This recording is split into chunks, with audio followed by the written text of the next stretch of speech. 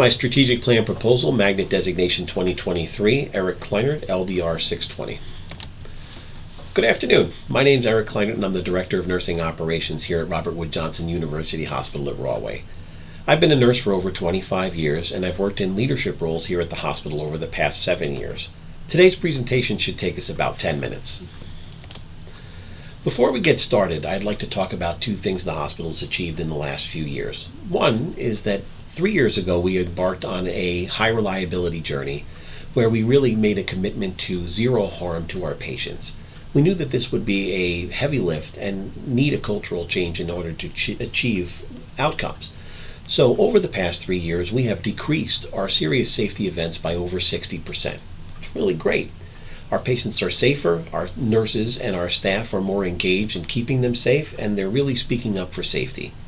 In the spring, we were faced with the pandemic, and we had to create an environment that would keep patients and staff safe while caring for our COVID positive population. We were able to convert from 90 to 91 rooms out of a 100-bed hospital to a negative pressure environment. That's a 1,011% increase. And I guess what I'm saying is that small hospitals really do great things. So let's talk about what's next. And I really think it should be our Magnet designation in 2023. We're going to spend a few minutes talking about what is Magnet, what's in it for me, taking a look at a SWOT analysis, a 3-year outlook, as well as a nursing strategic plan with specific interventions, and still have a little time left over for Q&A. So what is Magnet? It's not a prize or a badge. It's not something that you get handed to you. It's really another cultural change, and it's performance driven. What that really means is the hospital is always engaged in performance improvement, but this really takes the voice of the staff that are on the front line and gives them the voice and the power to make change. It's a partnership with leadership rather than a top-down model. Achieving Magnet is really a recognition that the hospital is doing great things. And it's always moving forward to outperform just the national benchmarks from being just average to being way above average. So what's in it for us? For our patients, it really means better outcomes, lower mortality rates, a safer environment, better patient satisfaction, and improved quality and patient care scores. So what's in it for the staff? The staff have a really, engaging with the staff and giving them a voice breeds professional pride. It gives them the power to really invest in a career that is showing that their voice matters, and they're able to see that at the front lines where they take care of that staff. Having that staff engaged and that shared governance model where there's a partnership between leadership and the front lines is really a great thing. It decreases our staff turnover and our vacancy rates, which gives us a more consistent staff, and it breeds partnership that is multidisciplinary in nature. It's not just about nursing. This is a hospital designation, not a nursing designation. So it really is creating those collaborative relationships like that one described earlier where we converted those negative pressure rooms. So what's in it for the hospital? Well, with consistent results, the hospital gets brand recognition and increased market share. And in New Jersey, where we have stiff competition, we really need to do something in order to secure our future. So the engaged and innovative staff are always the ones that are looking to solve the problems that are at the front line. So it is not up to a few select leaders in order to do that. We have a larger workforce working on moving us forward and always delivering on our mission and vision. So that collaboration is really the important piece for the hospital as well.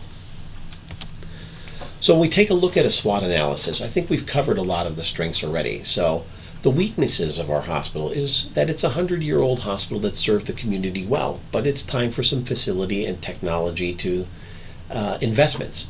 We're going to need some funding in order to not only fund our journey through a Magnet designation, but also to do some updates here at the hospital with new technology to attract a new client base. So we're also at a risk for high staff turnover at this point, as well as the competition in the areas surrounding us as well. So there won't be an immediate ROI. So it's going to take your investment in our hospital and looking towards the future for a long-term goal and not just a short-term fix. The opportunity here really is talking about innovation. our hospital becomes a different kind of healthcare organization. We're the ones that would be innovating and sharing knowledge and providing that best practice to other hospitals. We would have mentorship programs here which would attract the best of the best to come work for our facility. But we do have those surrounding threats there.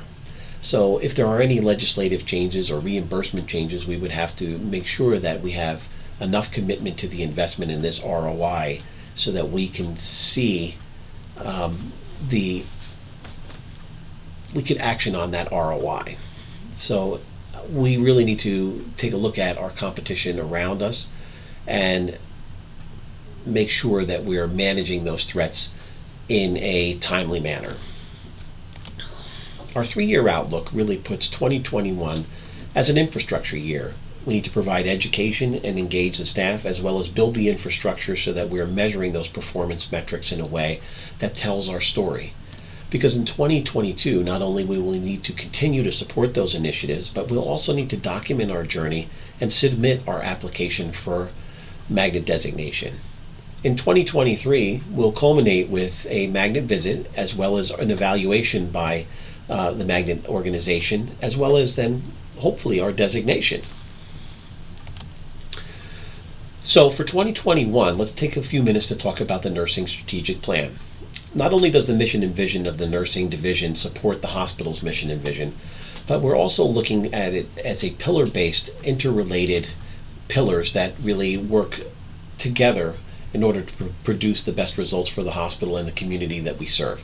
So we have specific metrics that are going to target patient experience, quality metrics, finance, consumerism, population health, and professionalism. The main focus for patient experience here will be about communication and education. We need to communicate better with our patients and provide them the communication that they need and the education that they need to stay well and not be coming to the hospital. Although that might be counterintuitive, that's really the support of population health.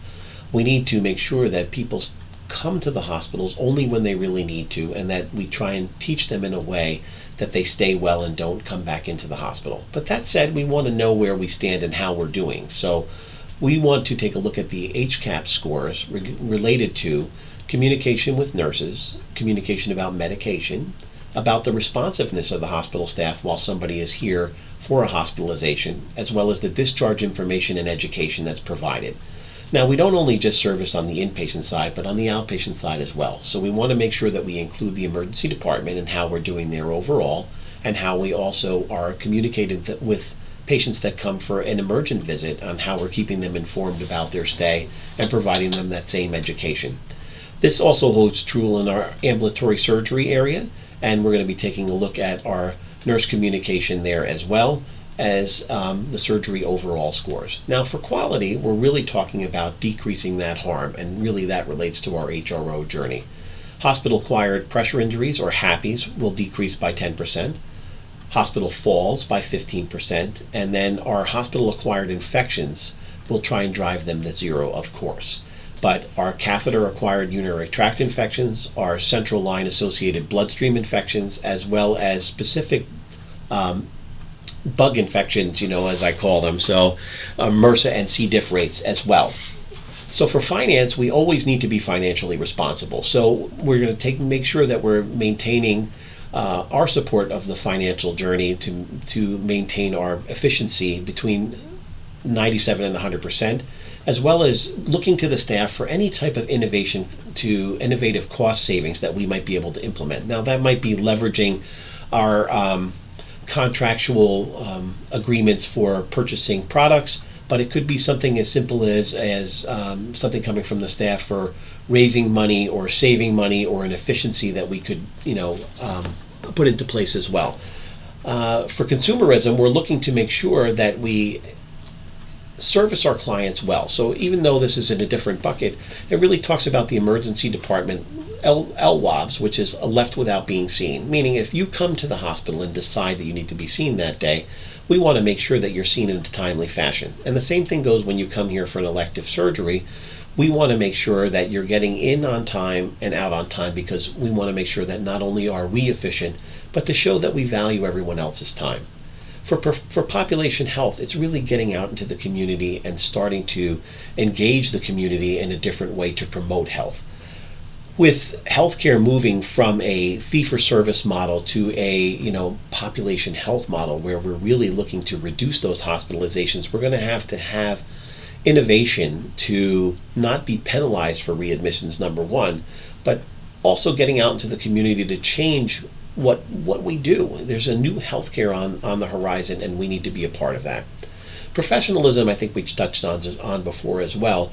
It's really increasing that professional pride, but we'll track that through the number of people who are engaged in going back to school to achieve their advanced degrees or certifications. We'll measure the nursing turnover rate as well as the annual engagement score, the employee engagement score. And we're looking to have those overall scores go up by about 5%.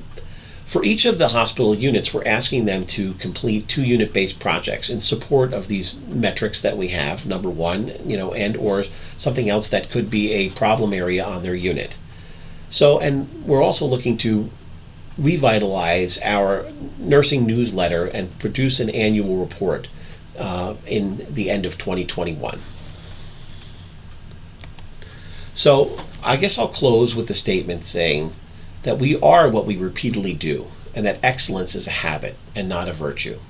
I'd like to open the floor for questions, and thank you.